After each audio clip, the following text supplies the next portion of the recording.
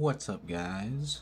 Nobleman Nick here, and now that we know not only what we're getting for the fall of 2026, but we have their cards and whatnot, and we can pre-order them. We are going to go over some things, and we're going to start with Deathwalker 10,000. Deathwalker 10,000. Oh yeah, there's his figure. Yeah, this is Renegade Game Studios Heroscape tab. You can go to story and character bios. So anywho, I wanted to start with the promos because everyone should be excited about those. This one comes with the pre-order when you buy anything for the fall 2026. And this art is just awesome. Everybody loves Deathwalker. You might not love playing with Deathwalker, but Deathwalkers are always cool. You got 9,000 in the first set ever, Rise of the Valkyrie. You got 8,000, who's actually pretty decent, and 9,000 might actually be slightly better now with Cobra being pretty powerful and liking to pod up. However, this guy has some unique things. And he's 10,000, so he's hopefully better, and his price tag's lower. But we're gonna start by looking at the art here. So, obviously, being an Utgar figure, you got the lava in the background, the sparks and stuff. But the figure himself looks like he has a giant laser cannon. He says 10,000 on his body. He has the Utgar symbol. He's got two other laser arm things, and it looks like he has some communicating antennas or something. Typical Deathwalker body, especially the legs. But they put a giant laser in him, so yeah. And then if you look here, this is about what he'll look like. I'm painting my own, so I know when I put the wash on, that's really going to get in the metal really well. I posted some stuff about the Eisenach, the Reavers that came out, the Necrotech Reavers, and the heroes that go with them. And that wash really showed up well. So, anyway, here's the figure. And he comes free when you pre-order, so you don't have to worry about any of that. That's the bio. You know what? I'm gonna do the card first, though. So you got the front card that nobody really plays with, but he's from Alpha Prime, so you can see that there. And then you got the side we all care about. So only 120 points, not awful. That's a pretty mid-range point value.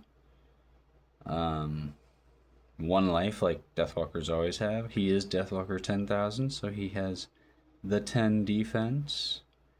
And not only that, but his special attack has a line of 10 range.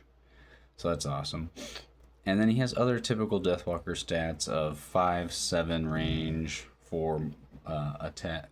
So, very solid one-shot range attack there. That could become 5 if he's on height. He's a Soulborg, a Deathwalker, Merciless, large 7. Obviously, he's a unique hero, so you can only have one of him. He sees out of the head portion, as you can see there. Everything is a target on him. And you got a couple powers, so here is something here. Annihilation Beam Special Attack. Line 10, Attack 1, plus Special. So, after rolling attack die, the attack die, if it rolled a skull, add an additional die to the attack. If that die rolls a skull, add an additional die. Keep adding dice to the attack until you do not roll a skull, then add one automatic skull to the result. So, pretty obvious what it's saying here, but I'm going to say it too. So, you always get one attack, which is great. I like reliable, especially competitively. This guy here basically has an unlimited amount of attacks that he can, unlimited height of attack damage he can do.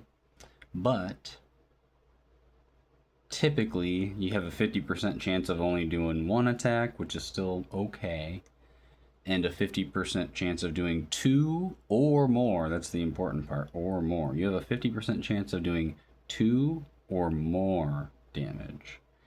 And even 2 damage typically deals some wounds, especially if you're targeting more than one figure. So if you do even more than that, that can be very devastating. So yeah, definitely a cool ability, and I am very happy, which I think a lot of people are, that he has plating optimization. Unique Utgar Solborgs you control ignore all wounds from special powers that are not special attacks. So we got that for him because he's a unique Solborg, Utgar Solborg, and all the other Deathwalkers and the Zedian Guards. So if you want to do an army like that, then you can't be one shot by Sudema, the new Sudema, the old Sudema. You can't be one shot by Sonlin's Little Dragon, the first one. You can't be one shot when someone rolls Hellforge by, who would get an additional chance to heal if he would consume a Soulborg like this. But he can't do that because it's a special power, not a special attack. So your enemy has to resort to using their special attack or normal attack to try to get through his 10 defense. And 10 defense is hard to get through. On average, you're going to roll 3 shields 2/3 of the time and 4 shields 1/3 of the time. And I should say it this way. On average, you'll roll at least 2/3 of the time you'll roll 3, and 1/3 of the time you'll roll 4 or more shields. But there is obviously a chance to roll lower than 3. And typically most people aren't going to get 3 or more on you anyway, but they could send someone to do it. But if you have a nice screen or something, you can just stay back and not take any damage. So, and large also makes it so he can have bush and shadow and not be affected by some abilities. So large is kind of the best size to be, better than huge because of the advantages you can have.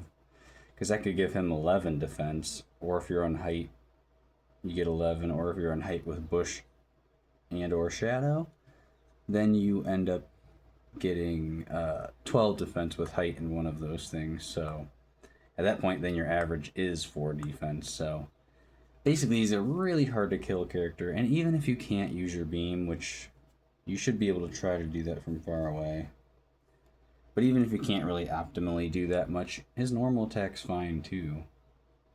You can just stay on height or run and hide behind a screen and keep popping an attack on someone.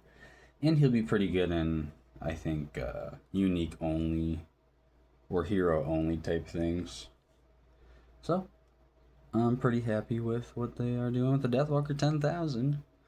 Let me know what you guys think about those things and what else you think he might go best with. Alright, we'll see you guys in the next one. Bye.